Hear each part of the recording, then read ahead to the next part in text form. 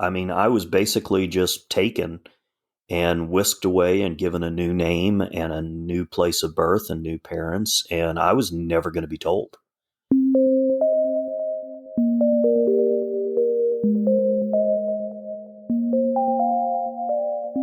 Hello, you are listening to NPE Stories.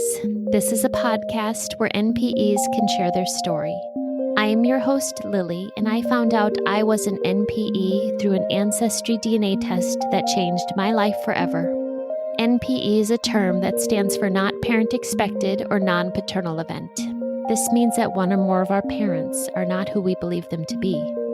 NPE Stories is a podcast where NPEs can share their story of what their original family was like, how they found out they were an NPE, and what their journey has been like since the day they found out. Welcome to episode 114. Today I am speaking with Matt. Hi, Matt. Hello. I am going to be calling this episode Matthew's story, though, because episode 1 we did have Matt's story, and this is episode 114. And I have written in my notes that this is an illegal adoption story. Is that the case? Yeah, as much as I can tell, it's completely illegal. So, yeah. And you are a late discovery adoptee, I'm assuming? I am. Yeah, I found out about 4 years ago when I was 45 years old that I was sort of adopted. I was given kind of a half story and found out the rest on my own. Okay. All right. Well, let's get into your story today. Sometimes people just narrate and I let them go. And sometimes we kind of have a conversation with back and forth questions. I can do either one. I would like to start and learn a little bit about your original family, though, and your parents and who was in your original family. So if you could take it from there. So by original family, you mean the one that I knew of? That's true. Yes. So the ones that you were raised with that you thought were your parents. Let's start there. So I had a mother and father. My father was 54 when I was born. My mother was 39. My father passed away in 1989, so before I knew any of this, really. And I just had my mother since then. I have two older sisters and an older brother.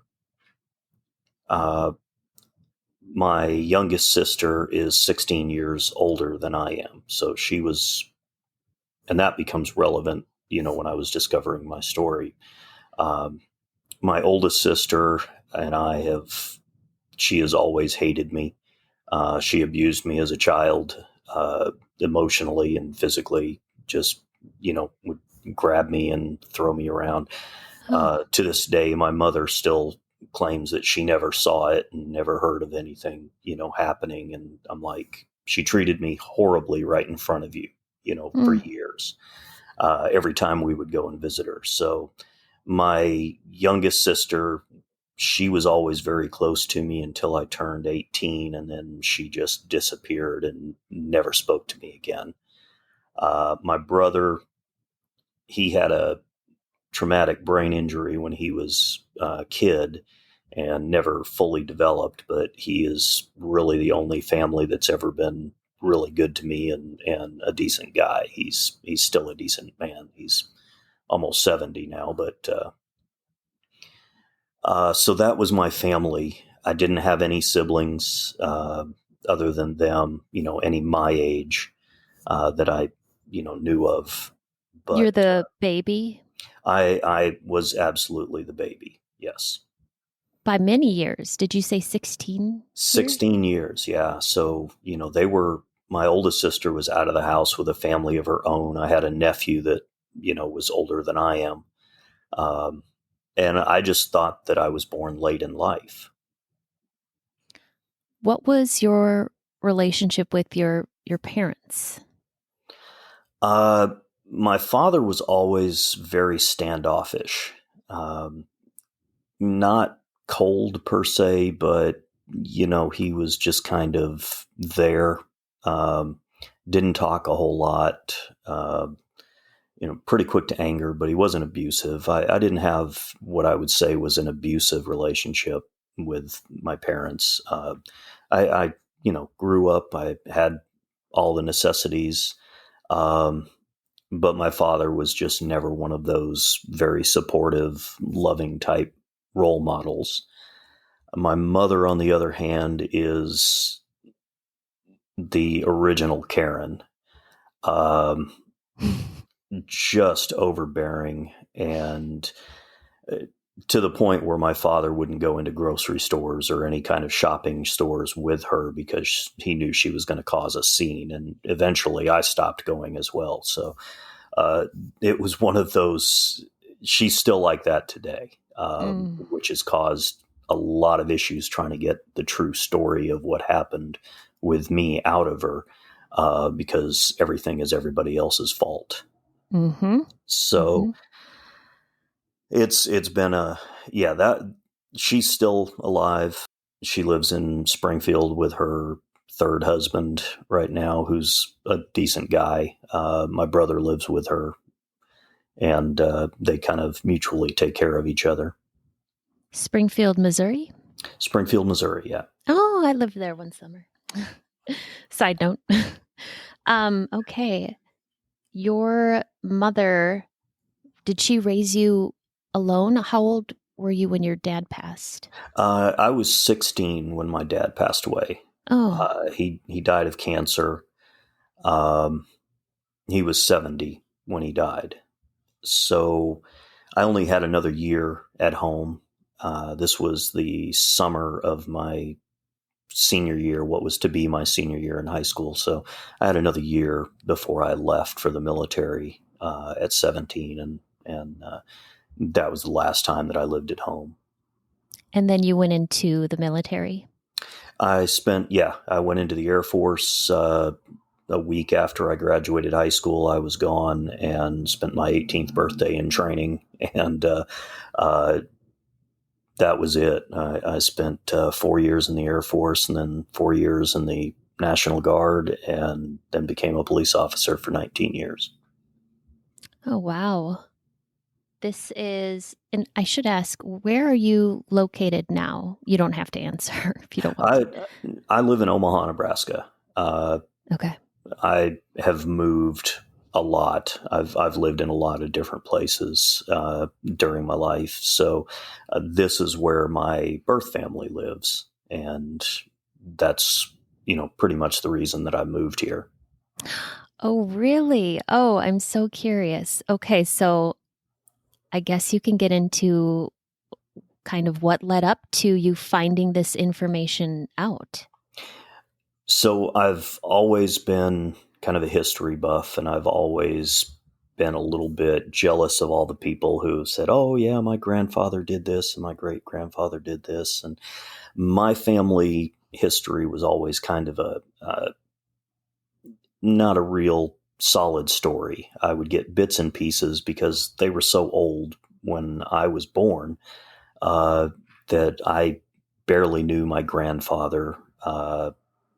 Didn't know anybody on my father's side, except for an aunt who lives in New Hampshire, and I wanted to find out more. So when the DNA tests came out, Ancestry.com, uh, I saved up the money and bought one and took the test. And when the results came back, it was completely different than what I had been told my entire life. I'd grown up learning that my father was half Jewish and half German. My mother was Italian and Native American and some Scottish. And I have pretty much just no Native American, no Italian, Hmm. not really any Scottish. I have a little tiny bit of Irish, mostly Welsh. On my father's side, I'm entirely half Jewish, and So I called my mother up and I was like, I thought you said we were Italian. And she said, well, yeah, we are. And I said, well, no, because my DNA results said I wasn't Italian and that I'm half Jewish, and I can't be half Jewish if my father was half Jewish and you're not half Jewish. So I was like, what's going on? And she was like, well, I don't know. That's always what I was told. And I kind of let that go, just because arguing with my mother about something is just, you're going to lose, Mm-hmm. even if you win. So I just kind of let it go, and I started doing my own little bit of research, and I was thinking, well, maybe, my parents didn't know. Maybe they were wrong about what they were. So I still had this, I developed this family tree on ancestry.com with all the wrong names. And I'm getting like DNA matches from people who are fourth and fifth cousins and people like that, people that are never, you're not really ever going to reach out to because you have an ancestor 3 generations back that maybe was related. So I just developed this, and I went back on my father's side is what I was particularly, thinking about, because his people, he always said, were from New England. And I found out, eventually I traced it all the way back that they were there from like the early or late 1600s, early 1700s in New England. Mm. And they were farmers. And I was like, wow, that's some of the first people in the United States in New Yeah. England. That's pretty impressive. Well, as it turns out, I'm not even related to them. So I started, just, it still was in the back of my mind that things weren't right. And I left law enforcement, left my job. I went back to college, and I was diagnosed with diabetes, type 2 diabetes, which is genetic. I mean, I've never been overweight, so it wasn't anything to do with, my eating habits or anything like that. I didn't eat great, but I didn't eat terrible. And this was just something that came on, and nobody else in my family was diabetic. And I called my mother a couple of times and said, hey, I'm diabetic, who in the family is diabetic? And her answer was, well, it might have been so-and-so on your father's side and this and that. I don't really know. And, just these vague answers. And I thought, this just, something is not right here. Mm-hmm. And so I talked it over. I was living with who is now my ex, and we talked about it. And I said, I just don't think this is right. Something is wrong. And in my mind, I thought back to my sister being 16 years old. This is the early 70s. And it was a time when, hey, girl gets pregnant, she goes off for a little while, and all of a sudden she has a brother or sister the grandparents raise. And I'm thinking, you know what? I bet that's what happened. I bet my sister got pregnant and my parents raised me from a child. And so I had, I developed this theory in my mind, and I decided, okay, I'm going to go down and confront my mother about this. She's going to give me an answer. I flew down to Springfield, and we went out for a drive, and I was like, look, something is going on. I want to know what the story is. And she said, I'm not your mother. It's like, okay, fair enough. I'm driving, of course. So, I'm trying to keep it steady on the road because this is, a little bit of a bombshell.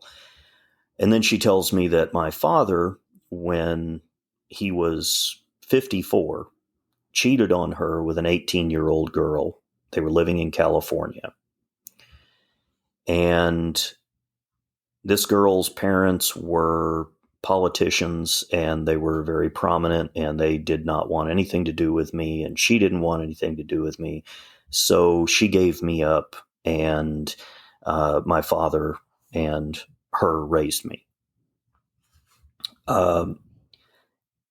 Now, there's a couple of holes in that story. I'm thinking 54 and he cheated on her with an 18-year-old girl. Yeah. Something's not adding up, besides just the ages.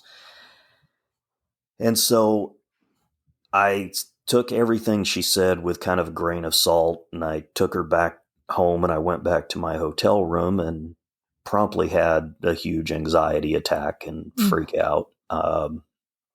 And made a couple of calls, and I'm trying to figure out what to do. And I'm talking to my girlfriend at the time, and she's like, well, we'll find the family, and one thing that my mother made clear to me, they absolutely do not want anything to do with you. Don't look for them. They don't want anything to do with you. She should, know her son better than to think that I'm just going to let something go and I'm not going to, find out the answers. We came up with a plan that, hey, if we had to hire a private detective to find, my family, then we would, because I want answers. It wasn't so much about reuniting. It was just, hey, I want to know what happened. It's a mystery, and I want to solve this mystery. It dawned on me that a couple of weeks before, I had gotten this message on Ancestry.com from somebody who was my first cousin. And this woman said, hey, I'm so-and-so. My family comes from Wisconsin. Um, if you know anybody, they're by this name, blah, blah, blah. And I'm thinking, okay, I don't know this person. And I wasn't even thinking about it. I was gearing up for this confrontation that I was going to have with my mother. So I put that aside. And this was on a Saturday. So I'm sitting in my hotel room and I'm thinking about this. And I was like, wait a minute, I got this message. Let's see if this person knows. Maybe that's from my mother's side. And so I wrote her back and I said, look, this is going to sound weird, but my mother gave me up when she was a teenager, that she was in California.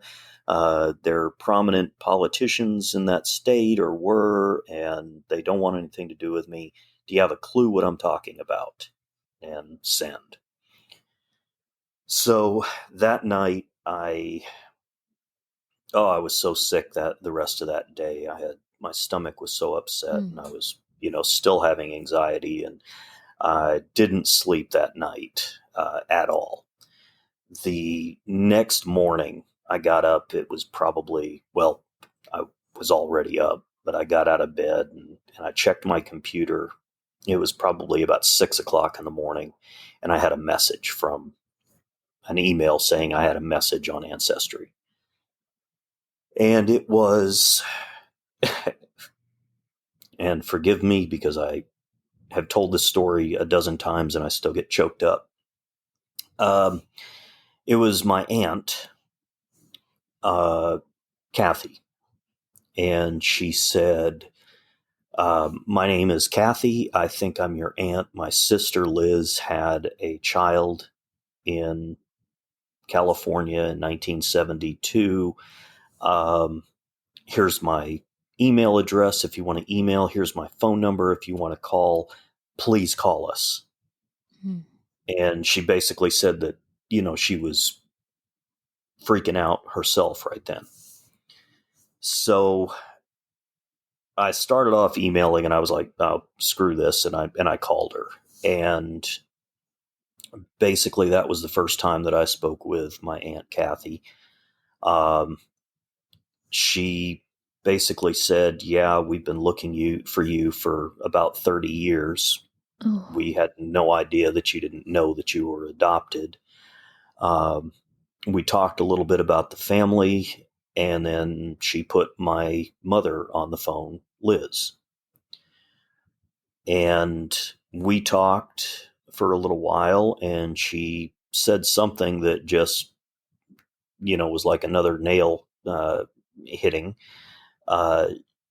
She said, well, I spoke with your father about 10 years ago. That was the last time that we talked. He was curious as to whether I'd ever made contact with you. And I'm like, wait a minute. I don't have a father. He died in 1989. And she's like, no, he's still alive. He's an asshole, but he's still alive. And that I found out later was true. And so my aunt basically told me, we're in Omaha, Nebraska. It's where the whole family lives. Told me about my family, told me about things. My mother Liz told me about, her life in brief. We spoke for several hours on the phone. They offered, I was supposed to fly back. When I left law enforcement, I went to college to get my business degree, and I was supposed to fly back for classes starting on Tuesday. I was going to fly back on Monday. They offered to come and pick me up and drive me back to Omaha to meet the family. Mm. So I canceled my flight, emailed my professors, hey, I've had a family emergency come up, which is kind of true. Mm-hmm. And then they came down and picked me up, and we road tripped back. My mother Liz, my aunt Kathy, and I drove back. When we got done speaking on Sunday, they actually had a party at my other aunt's house with some of my cousins and my aunts and my mother and my grandmother, celebrating the fact that they'd found me, which just absolutely kills me. Oh. So I spent 2 days with my family, meeting them. I have two aunts, my grandmother, and several cousins that I all met. Found out about my grandfather. I have a picture of him that I look exactly like him. I mean, exactly. It was just a really weird journey. Right after this, after my family reunion of sorts, I flew back home and started doing some more research. And I thought, and I was on Ancestry. I have to credit Ancestry.com a lot here. I was on Ancestry.com, and they had a link to public records. And it kind of made me think, hey, wait a minute, I have this affidavit of live birth. And I never had a birth certificate. The state of Oregon, where I was supposedly born, issued me a birth certificate after I was born. But I had, most of my adult life had an affidavit of live birth, which was just this little piece of paper. It was a half sheet of paper that said, yeah, I was born, and it was signed like 2 days after I was supposedly born. And that goes back, I'm sorry, I'm jumping around here, but when I found out, one of the things that I was freaking out about was I didn't know my real name. I didn't know if I was born, when I was born. You have to wonder, did they change everything? And my mother, Liz, alleviated some of that. She said that, I was born on the day that it states on my birth certificate. She did name me Matthew, but she didn't give me a middle name. I have a middle name now, but she didn't give me one. And this is her 18-year-old, scared teenager thinking on it. That someday if some guy named Matthew came up to her and introduced himself and he didn't have a middle name, she'd know it was me. So, and I thought that was just adorable. But anyway, so I go back home and I get online to the state of California, where I was told I was born, and I look up birth certificates, birth records. Now, if I was legally adopted, that would be sealed. And there it was. And for $54, I have my original birth certificate from the state of California. So I now have two birth certificates in two different names from two different states that are both legal documents. Oh, strange. Yes. Yeah. So, I mean, that's kind of, I thought that was kind of awesome. But yeah, two different names. My last name would have been Merrill, but it is Jackson. And, of course, it doesn't list a father, but it has my mother and the time that I was born, which is something that I had always wanted. And I'd always asked my mother, I'm not sure that there's a mother on the planet that doesn't know the exact minute her children were born, Yeah. except for mine. And I would ask her, and over the years, I would get different stories. Some I was born early in the morning, some I was born late in the afternoon, some I was born in the middle of the night, some midday. And I just finally gave up. My mother had no idea that, what time I was born, but she could tell her other kids, and I never thought to ask. But yeah. So I found out that I was born at like 3:40 in the afternoon, and that made me feel better. It's all right there in on the birth certificate. So you So were really born in the state of California. Is that the correct birth certificate? yes, I was born in Los Angeles County and Long Beach Hospital, uh, and they basically, the day after I was born, when I was 2 days old, um, my mom, I'll say my mom instead of my mother Liz, my mom came into the hospital, picked me up, and they took me away to Oregon, where some shady doctor 2 days later signed, or a day later, signed my affidavit of live birth saying that my parents were, my legal parents and that I was born to them. And that document says you were born in the state of Oregon. Yes, Sam's Valley, Oregon. Oh, wow. So, Oh, that is shady. oh yeah, it's Illegal. definitely, and yeah, I mean, I was basically just taken and whisked away and given a new name and a new place of birth and new parents, and I was never going to be told.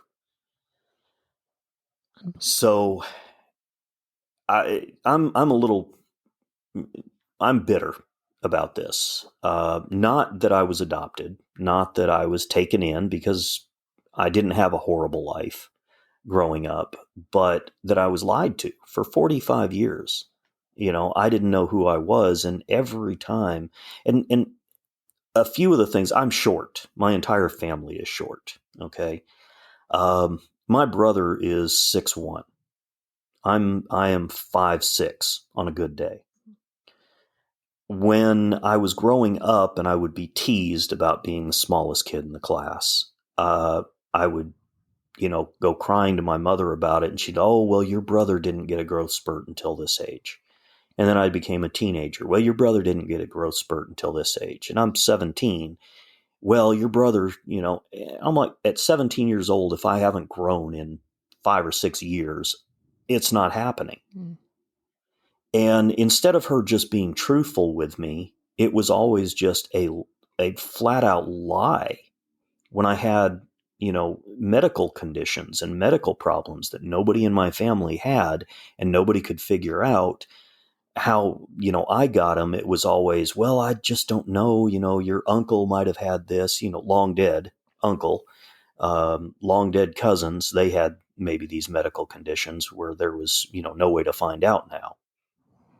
So in comparison, um, and one of the reasons I'm bitter, my cousin that I know now, Daniel, he's short. He's my height. And as he was growing up, my grandfather, he was having some trouble in school. He was getting teased, and my grandfather went online and printed out a list of all the famous and important people who are short and gave it to him and talked to him about how it didn't matter about his height, and that he could, all these famous people were short too, so it was okay. I got, well, your brother had a growth spurt at this age. So, there's a difference in what I could have had, and what I had. And that makes me upset. That makes me bitter about it. Mm-hmm. Even if she had said, look, you're adopted, I'm sorry, your parents must have been short too, uh, that would have been something, but I got lies and false hopes. This last spring, I speak with my mother every now and again. We've never had a really close relationship. because after about 15 minutes, something comes out that's just going to irritate me, and then I can't talk to her anymore. So it's that whole Karen thing. So she calls me up, and it was really bad timing on her part. She called me on a Saturday. Friday, I had just had to put down my cat, one of my cats that I'd had for about 10 years. Oh. And she got cancer, and they had to put her down. And I had her litter mate brother. I've still got him. And of course, he was freaking out because she didn't come home. And I'm freaking out because I absolutely loved her. Mm. And the next day, my mother calls me to unburden her soul and tell me that she lied and that my father's not really my father. And I have no idea why she picked any time to come out with that information. And yeah, I was pretty furious about the whole thing. And I'm like, yeah, I know this because I'm smart, and you thought I wasn't. And I've found my entire family, and I live here in Omaha with them. Why do you think I moved to Omaha, Nebraska? Um, and just basically, you know, but she said that, uh, it was set up with my father.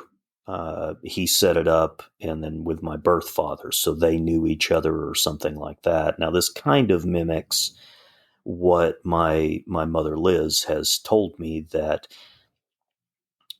her, my real father, my birth father, was involved in this weird church.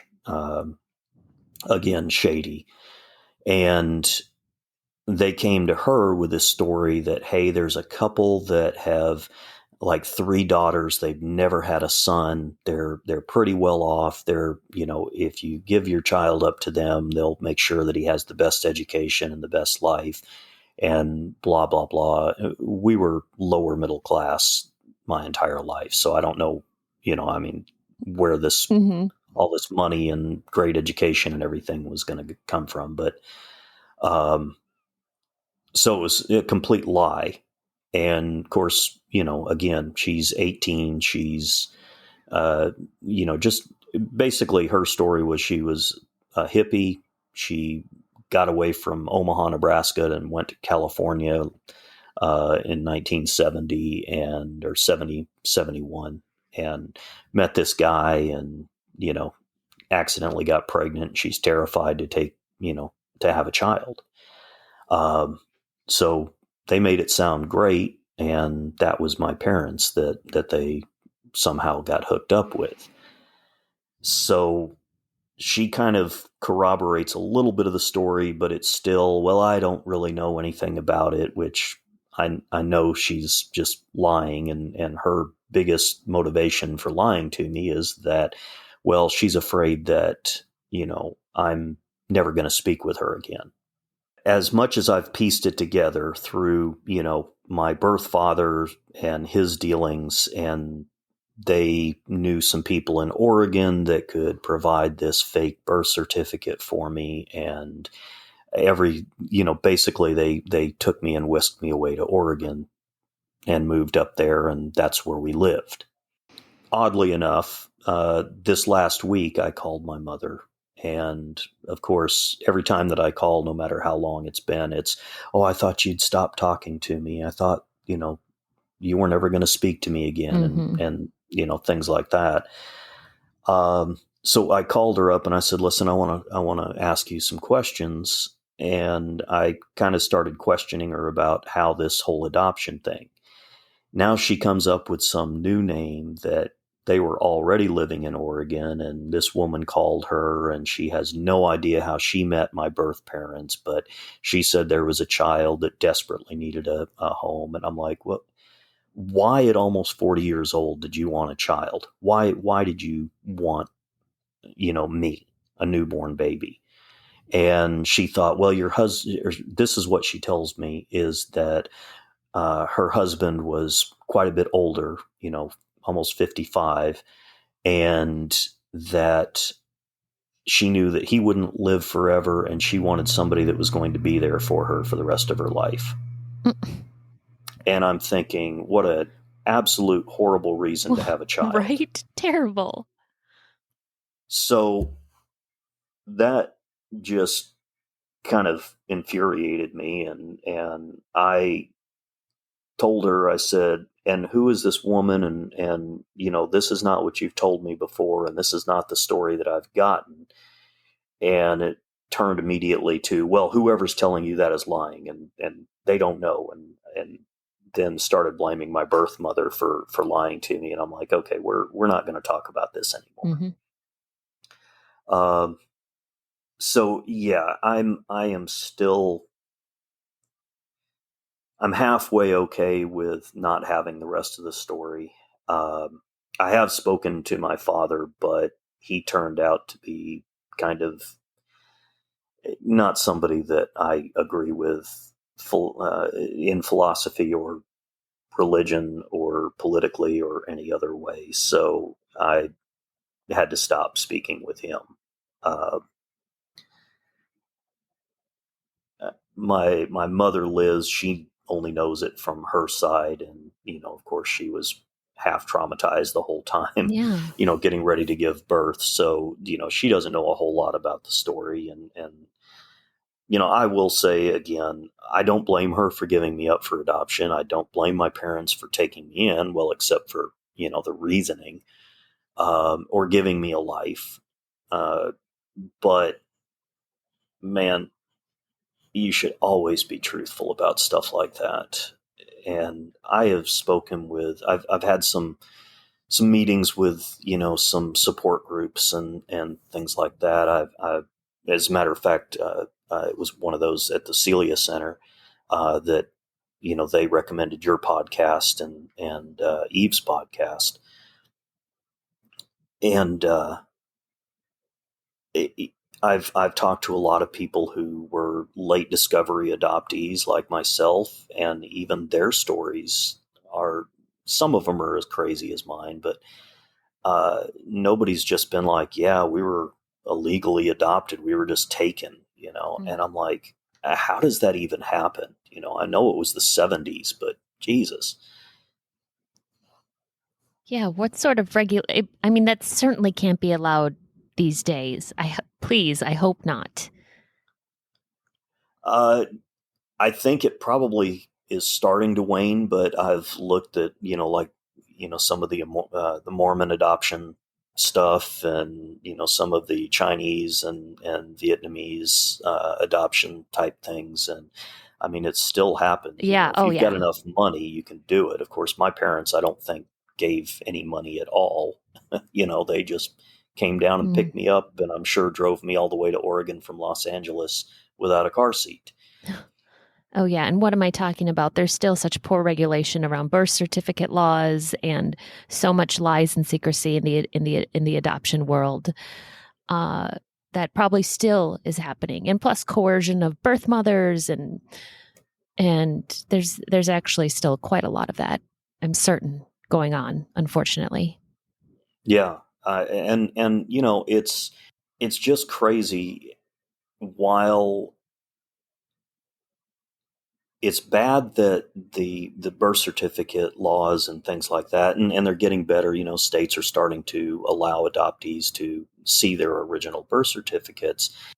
I got this birth certificate, and it kind of told me, yeah, you absolutely were not legally adopted. Otherwise, there would have been, paperwork. There would have been, this would not have been just easily, sent off for.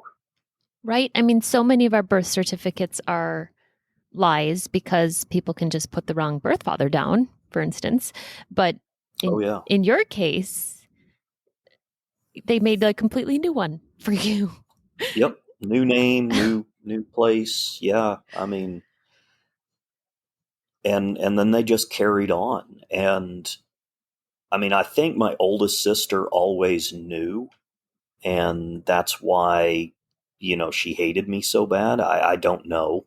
uh, I haven't spoken with her in, well, 25 years, 23 years. Your your siblings have to. I feel like I wanted to ask you about this. They were at least 16 years old, if not older, they had to have known, oh, mom's not pregnant, and all of a sudden one day she comes home with a baby. It's not like she's been preparing a nursery for them. It's not like they've been telling us and the whole family. I mean, didn't your whole family kind of know? I think they always knew the story that my mother had originally given me, that my father cheated on her, Oh, and okay. this was it goes towards the whole blame everybody else thing. Um, I'll tell you, I'll set the scene a little bit. As she told me that story initially, we drove from Springfield to this little town called Marshfield, which is just about 20 miles northeast where I went to high school. That's where my father died, where his uh, grave is, and then the old farm that we lived on. And I was just driving around. I hadn't been back there for many, many, many years. So as we're driving around and we start to go down to where we lived, she's pointing out houses where my father supposedly cheated on her with the women that lived Oh there. my gosh. And I'm like, why do I want to know this? Why are you telling me this? And it was all to make herself seem the victim of, his lies and his crimes. And I'm thinking, you're not the victim here, No. and now I know, and it's just this blame everybody else. Uh, and yeah, so that, I think that was the story that they gave their kids, that, he did this horrible, horrible thing. And here's your little brother, half brother, because of it. And nobody ever told me. And like I said, my sister and I, my youngest sister, I always thought we were close. We always seemed close. She was always nice to me when I was a little boy. And when I went off to the Air Force, of course, this was 1990, so some of your younger listeners won't understand, but I sent her calling cards, um, and told her, hey, call this number. This is the payphone outside where, my room is, and use this calling card to call and everything else. And I mean, I gave, back then that was a big thing. You send somebody a calling card with minutes on it. And she never contacted me, never wrote me, never called, never answered when I would try to call, Mm, and just disappeared from my life. And I wow. had no idea what happened. I still to this day don't know. My mother won't tell me, and at some point I just decided, okay, I'm done. They're done with me. I don't want to hear any more about it. Oh, that is so sad and confusing.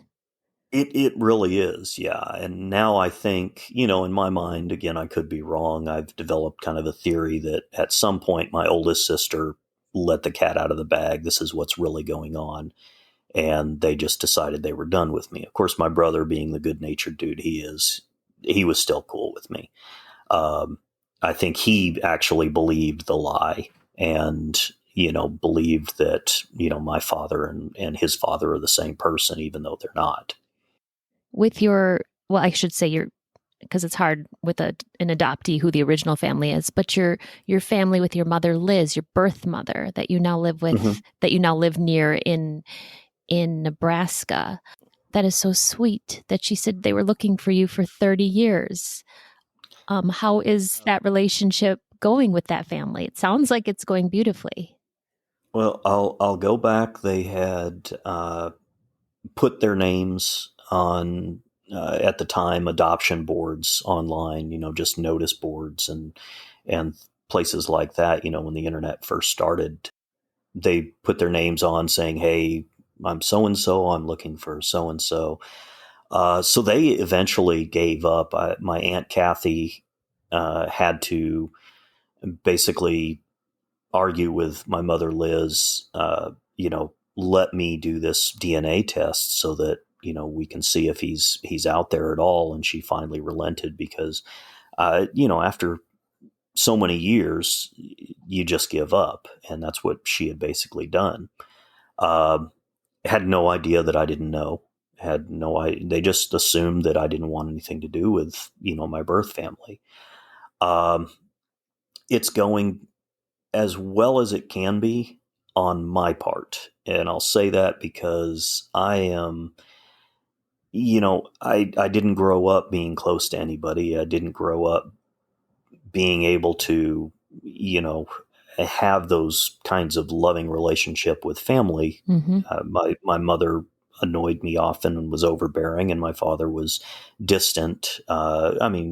Friendly to me and decent, but distant. And I didn't have anybody else, and I always, would read a story or watch a movie or something about loving families, and I'm like, yeah, that's not a real thing. So now I have this family who tells me that they accept me, but in my mind, it's still hard to believe that. So I'm still struggling with some of those feelings and everything. I talk to my aunts all the time. As a matter of fact, my other aunt Karen, and that's just an unfortunate name because she is the sweetest woman Mm-hmm. on the planet. She just sent me a text message yesterday with a picture of her new granddaughter. So she just had became a grandmother again yesterday. Mm-hmm. So I have an Aunt Kathy. I have an Aunt Karen. I have my mother Liz. I have my grandmother Jean. I have three cousins, four cousins actually, one of whom is adopted and knows he's adopted and a really nice guy. So How about I, siblings? I don't have any siblings on my mother's side. I understand I have a half brother on my father's side that I've never met or spoken to. Uh, I cut ties with that side of the family, Mm-hmm. and I just didn't really want any part of it. I did find out a little bit about my family history on that side. We are Russian Jew or Polish Jew, depending on what time of period of history, because apparently they lived right on the border, and whoever the strongest army was, that's what we are at the time. But I've had ancestors who were killed in the Russian Revolution. I've had ancestors who were killed in the Holocaust. I have distant relatives that live all over the world: South Africa, Israel, Russia.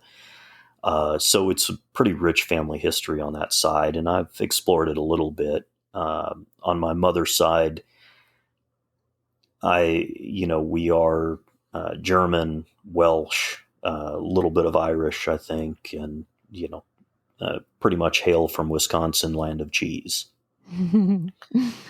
Um, it is a little upsetting that I had an uncle that passed away years ago that I never met. My grandfather passed away in 2006, I believe. That I would have loved to have gotten to know him. He was career Army his entire life. My great uncle, who passed away just a couple of years ago, that I never got the chance to meet, graduated West Point and flew airplanes for the Army, and then afterwards became a test pilot. So I have, these people that would have been really great to have met. As I understand, my uncle was a super nice guy, and my grandfather, was my grandfather, who every little boy should get to meet and know, especially when they look exactly like him. So uh, it's had its ups and downs, but I'm glad I moved here. I'm glad I'm getting to know them. I'm glad that we spend holidays together and do things like that I never really got to do as a kid. My biggest thing is just tell the truth, I mean, even if it's bad. One of the things that stuck with me when I first found out, as a matter of fact, the day that I was being picked up, I was sitting in a coffee shop eating breakfast. The day after I found out, about my new family, and I was going through the internet and I was looking up, I didn't know what late discovery adoptees were. I was just looking things up online, and I found this article from the early 90s about this man who found out he was adopted at like 50. And the one thing he said that struck with me was that, they asked him, well, did you want to discover, do you want to find out? And he said, I have never heard of anything good coming from ignorance. And that has stuck with me. I wish I'd saved the story, but it has absolutely stuck with me this entire journey is, nothing good comes from ignorance. So true. I really hope you will consider going to the summit for adoptees and NPEs in March 2023. I realize it's only like January of 2022. Have you heard of anything about that yet? I have not. Okay, I don't have details, but I know Right to Know, one of the advocacy groups that likes to change birth certificate laws and are working on that.